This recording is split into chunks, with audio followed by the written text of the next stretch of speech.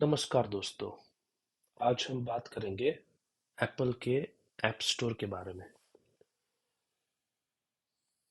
अभी 2024 में European union का नया कानून अमल में आ रहा है, जिसकी वजह से एप्पल और गूगल जैसी कंपनियों को थर्ड पार्टी ऐप स्टोर या जिसको अल्टरनेटिव ऐप स्टोर कहा जाता है, उसकी अनुमति देनी पड़ेगी।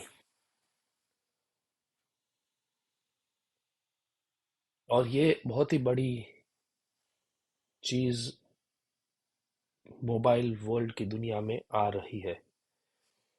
तो अगर आप आईफोन के बारे में बात करें, तो जब भी हम आईफोन खरीदते हैं तो उसके अंदर एक ऐप होती है जिसको बोलते हैं ऐप स्टोर। ये ऐप स्टोर ऐप एप्पल बनाता है। तो जब अगर अगर मैंने नया आईफोन खरीदा और जैसे मैंने उसको चालू किया, तो इसके अंदर 10-15 ऐप रहेगी जो एप्पल बनाता है। उसमें से एक ऐप ऐप स्टोर है। अब अब मुझे अगर व्हाट्सएप मेरे आईफोन में इंस्टॉल करना है, तो मुझे पे ऐप स्टोर ऐप खोलनी पड़ेगी। उसके अंदर व्हाट्सएप को सर्च करना पड़ेगा और फिर डाउनलोड करना पड़ेगा। आईफोन के अंदर व्हाट्सएप डाउनलोड करने का इसके अलावा और कोई तरीका नहीं है। आपको ऐप स्टोर के माध्यम से ही जाना पड़ेगा। अगर आपको स्पॉटिफाई ऐप डाउनलोड करना है, इंस्टॉल करना है आपके आईफोन में, अगर आपको फेसबुक ऐप इंस्टॉल करना है, अगर आपको ट्विटर ऐप इंस्टॉल करना है, वो सब आपको ऐप स्टोर के माध्यम से ही इंस्टॉल कर सकते हो। और ये ऐप स्टोर एप्पल पूरी तरह से कंट्रोल करता है। और जैसे कि कोई भी क्लब के अंदर नियम होते हैं, जैसे आप रोटरी क्लब या फिर आप अपने सिटी के जो जिम खाना है उसके अगर आप मेंबर हो, तो वहाँ पे हर एक क्लब का एक रूल होता है। उसी तरह ऐप स्टोर ने भी रूल्स बनाए हुए हैं कि आप उसके अंदर क्या कर सकते हो, क्या नहीं कर सकते हो। काफी रूल्स रीजनेबल है और काफी रूल्स अनरीजनेबल भी है, वैसा काफी डेवलपर्स का मानना है। तो अगर आप ऐप स्टोर रूल्स करके गूगल करोगे, तो आपको ये एप्पल का पेज मिलेगा और आप देखो रूल्स रूल्स रूल्स 1.1 1.7 1.4, ये देखो 2.3, ऐसा आप स्क्रॉल करते रहोगे, इतने सारे नियम हैं और हर साल ये नियम बदलते हैं और नियम चेंज करता है एप्पल। और आपको वो नियम मानना पड़ेगा। ये देखो इतने सारे डिजाइन के रूल्स है, लीगल के रूल्स है। तो ये कोई भी रूल्स का सहारा लेके एप्पल आपका ऐप आईफोन में बैन कर सकता है। तो काफी डेवलपर्स इससे खुश नहीं है, लेकिन आईफोन इतना पॉपुलर है कि डेवलपर्स को ये रूल्स मानने के अलावा और कोई चारा नहीं है। दूसरी एक और बात है ऐप स्टोर की, कि अगर आप कुछ भी ऐप स्टोर के अंदर खरीदोगे, तो आपको एप्पल को 15% या 30% देना पड़ेगा। जैसा कि अगर आप $1 का कोई गेम बेचोगे ऐप स्टोर के अंदर, तो आपको, अगर आपने साल में $1 मिलियन से कम का आपका बिक्री हुआ, जैसे आपने 900,000 मतलब $9 लाख का बिक्री किया, ऐप का लोगों ने खरीदा आपको, तो आपको 15% एप्पल को देना है। तो फॉर एग्जाम्पल किसी ने $1 मिलियन का सेल हुआ, तो 1 मिलियन का 15% मतलब $150,000, मतलब $1.5 लाख एप्पल को देना पड़ेगा कमीशन। और आपको मिलेंगे $8.5 लाख, मतलब $850,000। लेकिन अगर आपने 1 मिलियन से ज्यादा का सेल किया, जैसे 1.5 या 2 मिलियन या 10 मिलियन, तो आपको देने पड़ेंगे एप्पल को 30%।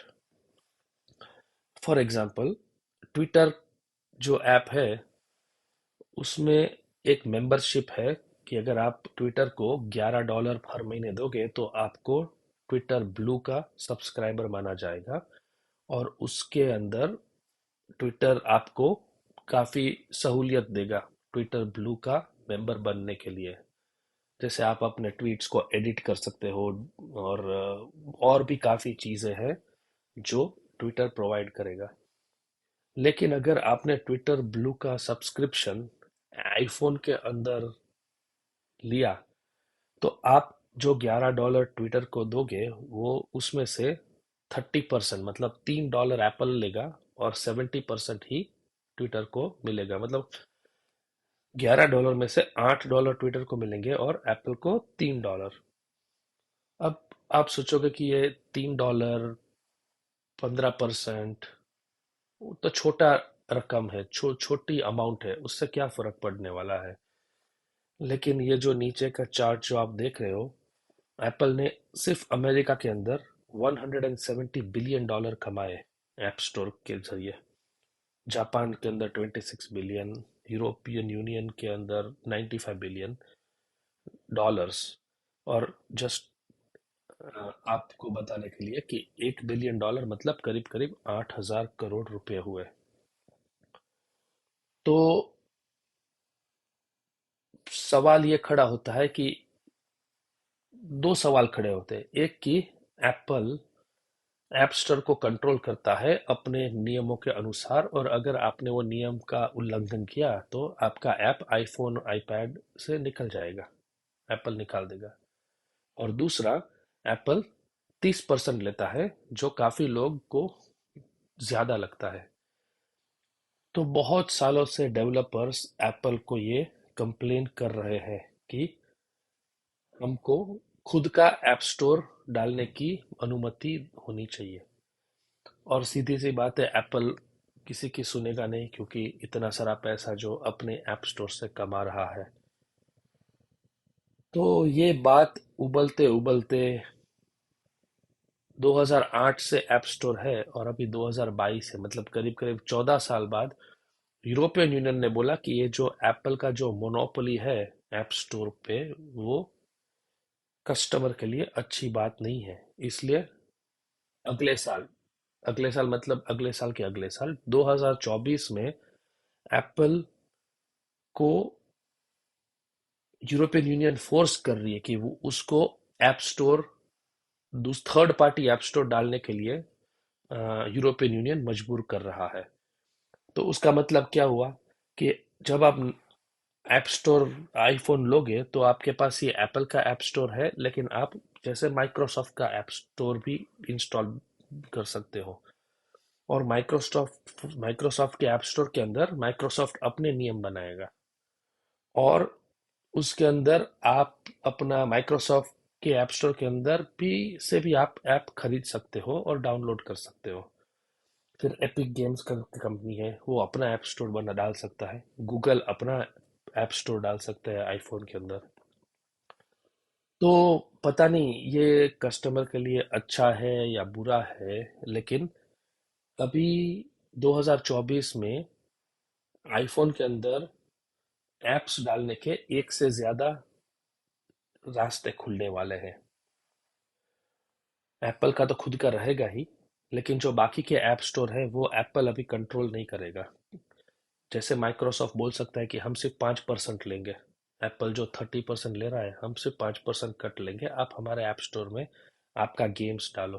राइट। कोई ऐप स्टोर बोलेंगे कि हम 0% कट लेंगे, कोई बोल सकता है कि हम 10% कट लेंगे। तो मतलब अगर आप कोई गेम बना रहे हो आईफोन के लिए, तो आपके पास चॉइस है कि आप माइक्रोसॉफ्ट के ऐप स्टोर में अपना गेम डाल सकते हो या एप्पल के ऐप स्टोर में जो अभी चल रहा है उसमें डाल सकते हो, या एपिक के ऐप स्टोर में डाल सकते हो। तो डेवलपर के पास चॉइस होगा। और एक और चीज हो सकती है, कभी एक्सक्लूसिव कॉन्ट्रैक्ट्स भी होने वाला है। फॉर एग्जाम्पल, अगर मैंने कोई बॉलीवुड का गेम बनाया, राइट, बॉलीवुड क्विज का एक मैंने ऐप बनाया, तो मैंने अगर माइक्रोसॉफ्ट के ऐप स्टोर में डाला तो वो मुझसे बोलेंगे कि हम तुमसे सिर्फ 5% लेंगे, लेकिन वो एक्सक्लूसिव रखो ऐप। मतलब मेरा ऐप सिर्फ माइक्रोसॉफ्ट के ऐप स्टोर से ही आप आईफोन के अंदर डाउनलोड कर सकते हो। तो अगर वैसा होने लगा तो कस्टमर को अभी याद रखना पड़ेगा कौन सा ऐप, कौन सा गेम कौन से ऐप स्टोर में अवेलेबल है।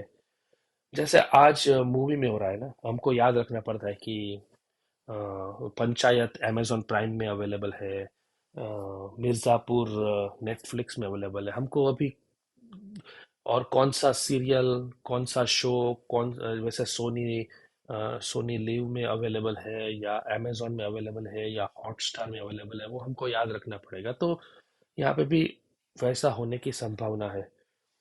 तो अभी एप्पल ने काम करना चालू कर दिया है और देखेंगे 2024 में कि ये यूरोपियन यूनियन जो फोर्स कर रहा है एप्पल को, वो चलेगा या नहीं चलेगा। एप्पल का मानना है कि वो नहीं चलेगा क्योंकि बाकी के ऐप स्टोर में ऐप का क्वालिटी मेंटेन नहीं हो पाएगा। जैसे कोई दूसरी कंपनी ने ऐप स्टोर बनाया, वो कोई भी अगर मालवेयर ऐप डाल देगा या यूजर का डेटा जो लेता है वो निकाल देगा, वो यूजर का डेटा ले लेगा।